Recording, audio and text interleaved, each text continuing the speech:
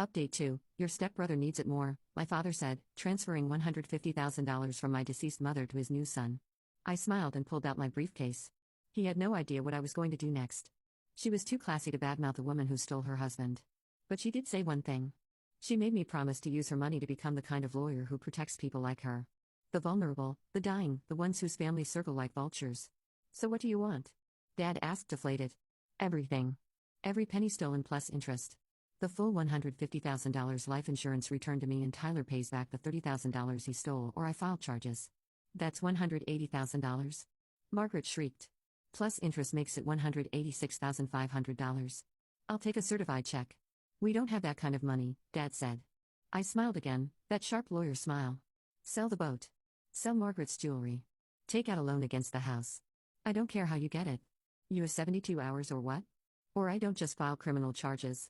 I go after you civilly. Pain and suffering for watching you rob my dying mother. Punitive damages for the forgery. Legal fees. By the time I'm done, Tyler won't need to worry about medical school. He'll be working 3 jobs just to help you pay rent. I packed up my briefcase, leaving one document on the table. That's a draft of the criminal complaint. Read it.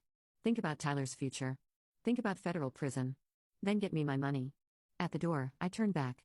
Oh, and Dad, next time you want to steal from your daughter, maybe check what kind of law she practices first. The parking lot was empty when I reached my car.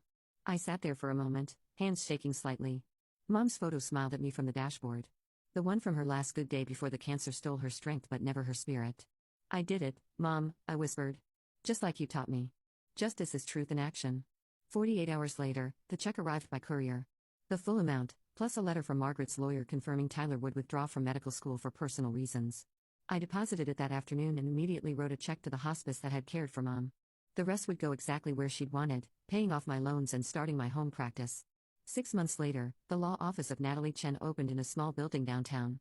I specialized in elder law and estate protection, offering sliding scale fees for families watching loved ones fade. My first client was an elderly woman whose son was trying to transfer her assets while she underwent dementia treatment. We stopped him just like Mom would have wanted. Dad called once after the practice opened. Left a voicemail about forgiveness, about moving forward, about Tyler struggling to find his path now that medical school was off the table. I deleted it without listening to the end. Some bridges once burned by betrayal aren't worth rebuilding. Margaret sends Christmas cards every year. Generic things signed the Williams family as if I were some distant relative to be remembered annually. I returned them unopened, marked no such person at this address. Because the girl who would have accepted that theft, who would have signed those papers to keep the peace, she died with her mother in that hospice room.